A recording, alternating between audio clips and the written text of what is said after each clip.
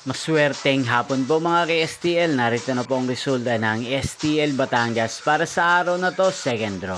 August 19, 2025, araw ng Martes.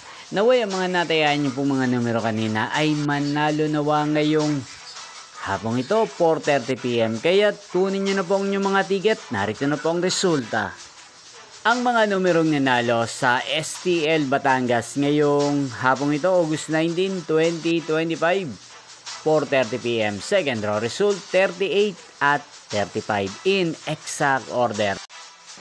At ngayong hapong ito sa STL Batangas, atin pong i-shoutout si Kuya Mario ng Batangas. Shoutout po sa inyo Kuya Mario, sana po ay nasa mabuti kayong kalagayan.